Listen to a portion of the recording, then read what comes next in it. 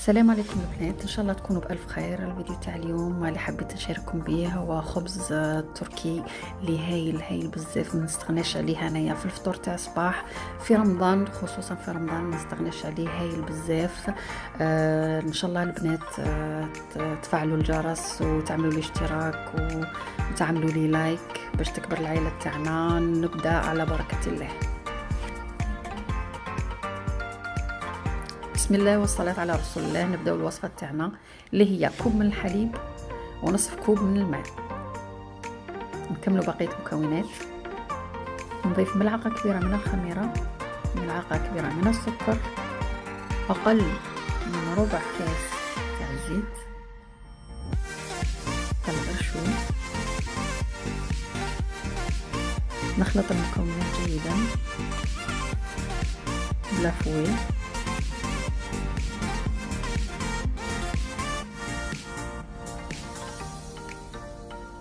كما راك تشوفي. حابه نذكركم البنات ما تنساوش تفعلوا زر الجرس باش يوصلكم كل جديد، واللي ماهوش مشتركه معنا اللي ماهيش مشتركه معنا تعمل اشتراك ان شاء الله. هكذا نكمل الوصفه. نهبطوا الفارينه تاعنا،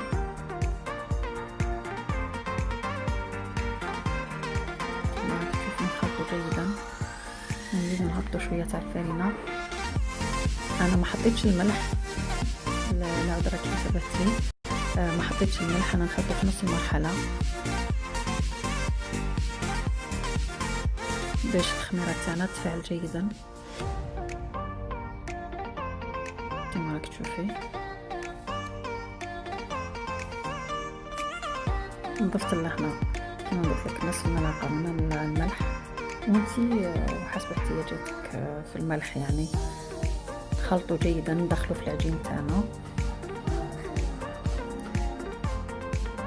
هكذا.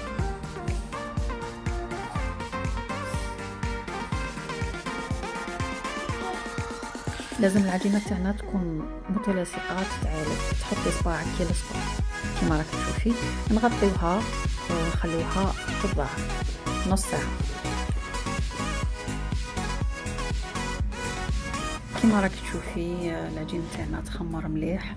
نهبطوه بيدينا، نحطو في يدينا شوي زيت، نهبطوه بيدينا وندهنو صينيه ونحطو فيها شوي زيت، ندهنوها بزيت ونبداو نقرصو العجين تاعنا كما راك تشوفي.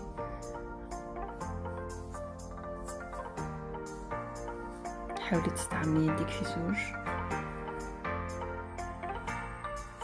كما راك تشوفي.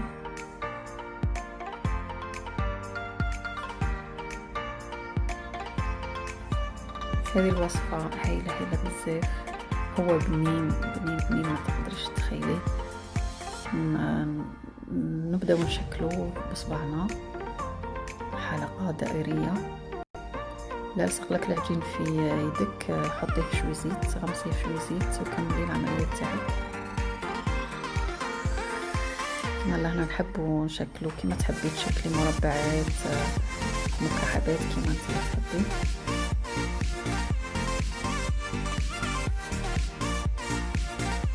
انا حنشكلو لهنا مربعات.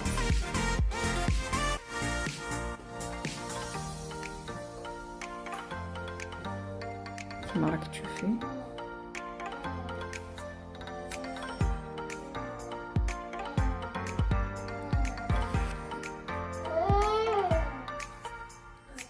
كما راكم تسمعوا بني راه هو ثاني داخل معايا في الفيديو.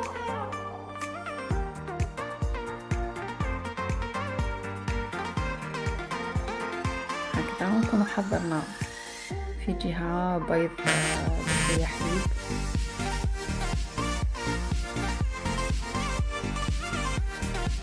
نزيدو نعاود العملية باش تفتيها شوية ماهيش بدات تروح. زيدي عاودي العملية. كما قلت لك حضرت انا الحليب مع صفار بيض، خلطتهم مليح وتدهني العجين تاعك، تدهني العجينة تاعك كما راك تشوفي.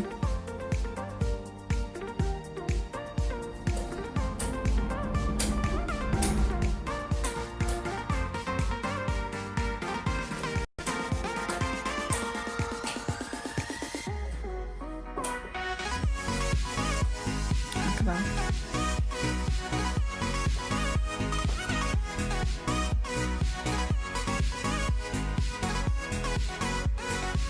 هايدي نجيبوا لهنايا حسب الرغبة تاعك. جبت انا لهنا الحبة السوداء، السينوج اللي احنا نقولوا له السينوج، وتحبي تزيدي الجلجلانية ذري مليح من فوق.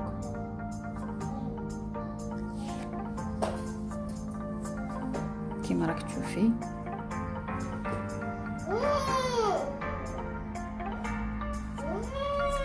زيد الجلجلانية اللي عندك محمصة والله ماهيش محمصة، اللي عندك زيدي حطيها من فوق وخليه شوية يطلع. بعد ما تخمرت عجينتنا نكونوا في نفس الوقت سخنا الفرن تاعنا وشعلناه من تحت وندخلوها الطيب. هاوليكم البنات النتيجة تاع الخبز تاعنا اللي جا رائع جدا وخفيف وطري.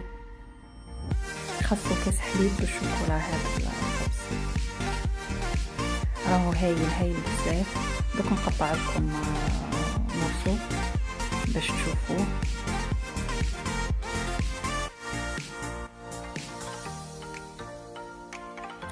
هاي ليكم قطعت لكم مرسو، شوفوا كيفاش طري وكيفاش هشيش. شوفوا معايا. ان شاء الله يكون الفيديو تاع اليوم عجبكم البنات. ما تنسونيش تفعلوا زر الجرس، واللي ماهوش مدير معايا اشتراك يدير معايا اشتراك وديروا لي لايك. سلام.